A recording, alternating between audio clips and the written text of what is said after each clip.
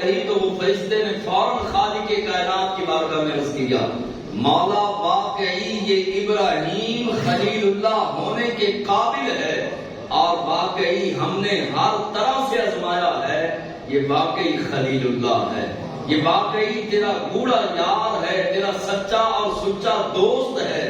مالک و مولا یہ امتحان میں جو ہے وہ کامیابی و کامرانی کے ساتھ ہم کنار ہوئے، اور ملائکہ دوبارہ آسمانوں کی طرف لوٹ گئے۔ ہر طرح سے امتحان ہوا۔ اب اگلا امتحان جو بڑا سخت امتحان تھا، وہ امتحان تھا اولاد کا۔ اللہ نے آخری عمر کے اندر، بڑی عمر کے اندر اولاد دی، چاند سے زیادہ حسین بیٹا، جس کی پیشانی میں نور مصطفیٰ چمک رہا تھا، گود میں کھیل رہا تھا۔ حضرت سارہ آتی ہیں، آ کے کہا کہ آپ اپنی زوجہ کو، ہاجرہ کو اور جناب اسماعیل علیہ السلام کو کسی دور جگہ پر چھوڑ آئیں۔ اب آپ نے جواب دینا تھا، جبریل بھی وہی لے کر آ گئے۔ آپ نے نہ آؤ دیکھا نہ تاؤ دیکھا، جلدی سے سامان باندھا، کچھ سامان ساتھ لیا، چند کھجوریں ساتھ لی اور تھوڑا سا پانی لیا۔ حضرت ہاجرہ کو ساتھ لیا۔ جبریل نے کہا کہ میں راستہ بتاؤں گا اور میں مقام بتاؤں گا۔ اسماعیل علیہ السلام کو ساتھ لیا، چلتے چلتے چلتے چلتے ایک مقام آیا۔ وہ مقام ایسا مقام تھا کہ جہاں پر نہ سبزہ تھا، نہ پانی تھا، نہ سایہ تھا، کوئی شہر، کوئی چیز ایسی نہیں تھی۔ کالے پہاڑ تھے، سخت دھوپ تھی، سخت گرمی تھی۔ حضرت جبریل علیہ السلام نے کہا کہ خالق کائنات کی منشا یہ ہے کہ آپ اپنے لخت جگر کو، اپنے شہزادے کو، اپنے جگر کے ٹکڑے کو اور اپنی زوجہ کو یہاں پر چھوڑ جائیں۔ اب اللہ تبارک و تعالیٰ کی بارگاہ میں نبی دعا کرے تو خالق کائنات دعا قبول نہیں فرماتا؟ ضرور قبول فرماتا ہے۔ اب جو ہے وہ اسماعیل علیہ السلام کو سواری سے اتارا، حضرت ہاجرہ کو سواری سے اتار کے وہاں پہ کھڑا کیا اور کہا کہ اب تم نے یہاں پر رہنا ہے، بیابان ہے، وہاں پر انسان تو انسان، کوئی پرندہ بھی پر نہیں مار رہا تھا گرمی کی حدت اور شدت کی وجہ سے۔ دور دور تک کوئی آبادی کا نام و نشان نہیں تھا، نہ کوئی انسان، نہ کوئی جانور، نہ کوئی چرند، نہ کوئی پرند، نہ کوئی درخت، نہ کوئی باغ، نہ کوئی پھل، نہ کوئی پاس۔ اس کے باوجود اپنے ننھے شہزادے کو، جس کی پیشانی میں نور مصطفیٰ چمک رہا ہو، وہ نوری چہرے والے کو، اور اپنی زوجہ حضرت ہاجرہ کو اس میدان میں چھوڑا، بتایا بھی نہیں۔ چھوڑ کر جب پلٹ کر آنے لگے تو علماء فرماتے ہیں وہ وادی کا منظر کیا تھا؟ وہ وادی جس میں سبزہ تھا، نہ پانی تھا، نہ سایہ تھا۔ وہ وادی جس میں نہ سبزہ تھا، نہ پانی تھا، نہ سایہ تھا، اسے آباد کرنے کے لیے اسماعیل آیا تھا۔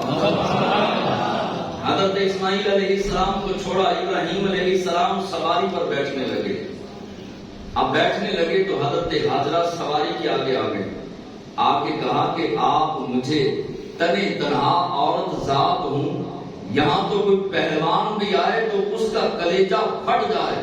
یہ صبح کا عالم ہے تو رات کا عالم کیا ہوگا؟ یہاں سخت ترین شدت کی گرمی ہے، نہ ہمارے پاس زیادہ پانی ہے، نہ کھجوریں ہیں، نہ کھانے کے لیے، نہ پینے کے لیے، نہ قریب کوئی آبادی ہے اور نہ ہی کوئی رہائش کے لیے مکان ہے۔ آپ ہمیں کس کے آسرے، کس کے سہارے چھوڑ کے جا رہے ہیں؟ ہمارے اوپر تو چھت بھی نہیں، ہمارے پاس تو جھونپڑی بھی نہیں کہ چلو جھونپڑی میں سر چھپا لیں، تو آپ کیسے ہمیں چھوڑ کے جا رہے ہیں؟ اچانک حضرت ہاجرہ کے دل کے اندر خیال آیا کہ کہیں یہ حکم خدا بندی نہ ہو، یہ اللہ کا حکم نہ ہو۔ جب آپ نے پوچھا حضرت ابراہیم سے کہ کیا یہ آپ کی منشا ہے یا منشا خدا بندی ہے، یہ اللہ کا حکم ہے، تو حضرت ابراہیم علیہ السلام کو بولنے کی اجازت بھی نہیں تھی۔ آپ نے سر ہلایا، آپ نے فرمایا ہاں یہ حکم خدا بندی ہے۔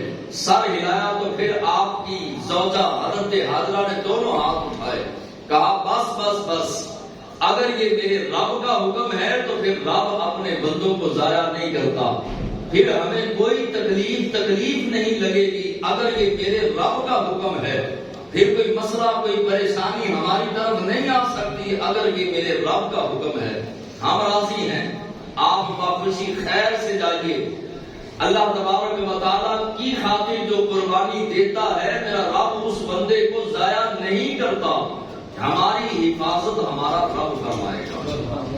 آج گھر کے اندر چار دیواری کے اندر بچے ہوتے ہیں، بیوی بھی ہوتی ہے، اور اس کے باوجود بیرون شہر اگر کسی مرد کو جانا پڑ جائے، پیچھے خالی بچے اور بیوی ہو تو نظریں پیچھے رہتی ہیں.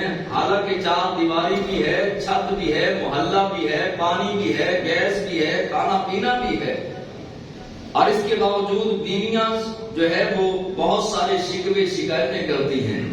لیکن جو ہے وہ کیسی سعادت مند زوجہ تھی، کیسی سعادت مند بیوی تھی کہ شوہر کو فرما رہی ہیں، شوہر کو کہہ رہی ہیں آپ جائیے خیر سے.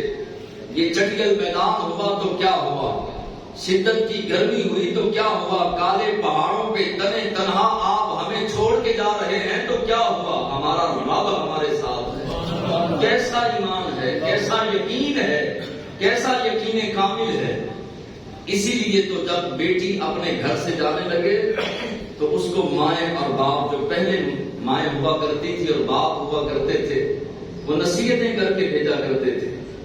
اور ایسی ایسی حسین اور خوبصورت نصیحتیں ہوتی تھی کہ بچی ساری زندگی ان نصیحتوں کے مطابق اپنی زندگی کو حسین بنا کے گزارا کرتی. آج تو باپ بھی شے دے کے بھیجتا ہے اور ماں فون کر کر کے شے دیتی ہے، کہتی ہے کہ اگر تجھ سے کوئی گڑبڑ کرے تو بالکل سیدھی سیدھی سنانا، ہم مر نہیں گئے، ہم تمہارے سر پر ہیں، اور کوئی ایسی ویسی کرے گا تو ہم فوراً، میں اپنے بیٹوں کو لے کے، تیرے باپ کو لے کے فوراً پہنچوں گی. وہ بیٹی نہیں بچ سکتی جس کے پیچھے ماں کی شے ہو. جو ماں گڑبڑ کرنے والی ہو اور بیٹی کو شے دینے والی ہو، بیٹی کو بد زبان کرنے والی ہو، اس کی بیٹی بسنا ناممکن ہوتا ہے. مائیں پہلے کیا نصیحتیں کرتی تھیں. یہ صوفیہ کرام نے، یہ جو شعر میں سنانے لگا ہوں، یہ بڑے بڑے اولیاء نے، بڑے بڑے صوفیاء نے مختلف رنگ میں، مختلف انداز میں بیان کیا. کیا کہا کہ سارے جگ نال بنے نہ بنے تیری، سارے جگ نال بنے نہ بنے تیری، خصم دے نال صلح رکھی. اپنے خصم کے ساتھ جو ہے شوہر کے ساتھ صلح رکھی. صوفیاء فرماتے ہیں اس کو دوسرے رنگ میں لیا جائے تو سارے جگ کے ساتھ بنے یا نہ بنے، ایک خصم دے نال صلح رکھی. اپنے رب کے ساتھ جس بندے کی صلح ہوگی، زمانہ ناراض ہوتا ہے تو ہو جائے، کائنات مخالف ہوتی ہے تو ہو جائے، جب رب ساتھ ہوتا ہے تو پھر کائنات کو رب جھکا ہی دیتا ہے، قدموں میں ڈال دیتا ہے، اگر صلح اپنے رب کے ساتھ ہو. ہمارا کیا معاملہ ہے، ہم ساری دنیا کو راضی کرنے کے چکر میں اپنے رب کو ناراض کر لیتے ہیں. تو ماں جو ہے وہ اپنا نصیحت کرتی ہے بیٹی کو گھر سے رخصت کرنے سے پہلے، سارے جگ نال بنے نہ بنے تیری، صلح ایک خصم دے نال رکھی، جیڑی ٹور ٹورے اوہ ٹور ٹری، جو چال چلائے وہی چال چلی. کہا کہ جیڑی ٹور ٹورے اوہ ٹور ٹری، جیڑی چال چلاوے اوہ چال چلی. اور اس کے بعد کہا کہ جس تھان تے رکھے پیر سائیں تیرا شوہر، جس جگہ پہ پاؤں رکھے، جس تھان تے رکھے پیر سائیں تیرا، اس تھان تے تو اپنے بال رکھی. اپنے شوہر کی خدمت کری. جب مائیں بچیوں کو رخصت کرتی تو یہ نصیحتیں کرتی. وہ حضرت حاجرہ کوئی گلہ نہیں کیا، کوئی شکوہ نہیں کیا، کوئی شکایت نہیں کی، اور ابراہیم علیہ السلام سے عرض کیا کہ جناب آپ خیر سے جائیے، ہمارا رب وارث ہے اور رب ہمیں ضائع نہیں کرے گا.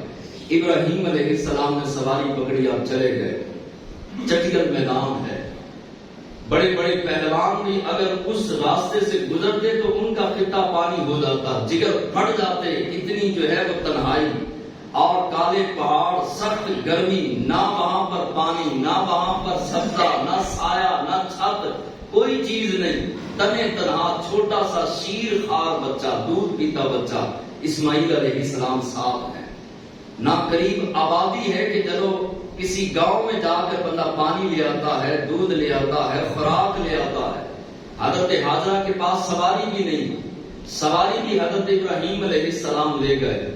اور حضرت حاجرہ کی زبان مبارکہ پر کوئی شکوہ، کوئی شکایت بھی نہیں. اور اللہ کا شکر ادا کرتے ہوئے اسماعیل علیہ السلام کو گود میں لیا، ایک پہاڑ کی ایک اوڑ میں آپ بیٹھ گئے، تھوڑی سی کھجوریں اور تھوڑا سا پانی دستیاب تھا، آپ وہ کھجوریں خود کھا لیتی اور پانی پی لیتی، بچے کو دودھ پلا دیتی۔ اسماعیل علیہ السلام کو 2-4 دن گزرے، دودھ بھی جو ہے وہ چھاتی سے خشک ہو گیا، کھجوریں بھی ختم ہو گئی اور پانی بھی ختم ہو گیا۔ اب تھا امتحان، پہلے ابراہیم علیہ السلام کا امتحان تھا۔ ہم تو دکان کو 2 منٹ کے لیے اللہ کے لیے چھوڑنے کے لیے تیار نہیں۔ پچھلی عمر میں پتر ملا ہو، پتر بھی جو ہے وہ نبیوں کا باپ ہو، نبیوں کے سردار کا باپ ہو، اسماعیل ہو جس کی پیشانی میں مصطفیٰ دان رحمت کا نور چمکتا ہو۔ باپ ایسے بیٹے کو چٹیل میدان میں رب کے حکم کی وجہ سے چھوڑ آیا۔ ہم تو دکان سے اٹھتے نہیں نماز کے لیے، ہم تو اللہ کے دین کے لیے، قرآن کے لیے چند منٹ نکالنا ہمارے لیے دشوار ہے۔ ہم نے پتروں کی قربانی کہاں دینی ہے؟ جو وقت نہیں دین کو دے سکتے، انہوں نے دین اسلام کے لیے پتر کہاں سے دینے تھے؟ اب ابراہیم علیہ السلام چلے گئے، پانی بھی ختم، چھاتی سے دودھ بھی ختم، کھجوریں بھی ختم۔ حضرت ہاجرہ نے دیکھا کہ اسماعیل علیہ السلام شدت پیاس کی وجہ سے رو رہے ہیں، روتے روتے جو ہے وہ زبان لکڑی کی طرح خشک ہو گئی۔ امتحان ہے اب اسماعیل علیہ السلام کا اور حضرت ہاجرہ کا۔ اسماعیل علیہ السلام نے جو ہے وہ ٹانگیں مارنا شروع کر دی۔ حضرت ہاجرہ دوڑتی ہیں کہ میں کہیں جا کے دیکھوں کوئی چشمہ ہو کہ تھوڑا سا پانی مل جائے۔ آپ دوڑی، دوڑ کر ایک پہاڑ پہ چڑھی، صفا کی پہاڑی پہ چڑھ کے پانی کو تلاش کیا، پھر بیٹے کی طرف آئی، آگے دیکھا کہ کہیں بیٹے کو جو ہے وہ کوئی معاملہ نہ ہو جائے، پھر دوڑی، کبھی صفا پہ چڑھتی ہیں کبھی مروہ پہ، اور اسی طرح پانی کی تلاش میں 7 چکر لگائے، اور 7 چکروں میں کبھی اسماعیل کو دیکھتی علیہ السلام کو، کبھی پانی کی تلاش میں دوڑتی، اکیلی عورت ذات، شیر خار بچہ، چٹگل میدان، سخت گرمی، سخت دھوپ، نہ چھت نہ سایہ نہ سبزہ، نہ پاس کوئی غم گسار ہے اور نہ کوئی خوراک ہے۔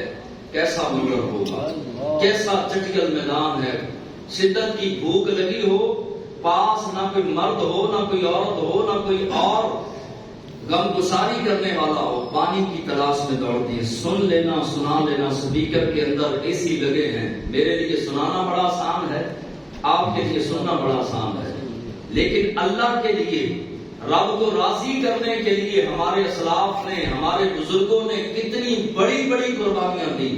ہم تو چھوٹی چھوٹی قربانیاں دینے کے لیے تیار ہیں۔ 7 چکر لگائے، اور اللہ تبارک و تعالیٰ نے صفا اور مروہ کی پہاڑیوں کو حضرت ہاجرہ کے قدم لگے تو فرمایا ان الصفا والمروہ من شعائر اللہ۔ صفا اور مروہ یہ اللہ کی نشانیوں میں سے ایک نشانی ہے۔ 7 چکر لگائے پانی کی تلاش میں۔ خالق کائنات نے شریعت مطہرہ میں رب ذوالجلال نے کہا کہ ہاجرہ تم میری خاطر پانی کے لیے دوڑی اور میری خاطر قربانی دی، لیکن اب قیامت کی صبح تک، جب تک حج ہوتا رہے گا، صفا مروہ کی پہاڑیوں پر حاجیوں کو دوڑاتا رہوں گا تاکہ تیری یاد تازہ ہوتی رہے۔ آج تو ضرورت نہیں، آج تو پانی کی تلاش میں ہم نہیں جاتے، ہمارے ہاتھوں میں پانی کی بوتلیں ہوتی ہیں، صفا مروہ کی پہاڑی پر آب زمزم کے کنویں پر اپنا جو ہے وہ کولر پڑے ہیں، پانی دستیاب ہے، لیکن آج بھی دوڑنے کا حکم کیوں ہے؟ تاکہ میری بندی کی یاد تازہ رہے۔ حضرت اسماعیل علیہ السلام ایڑیاں مار رہے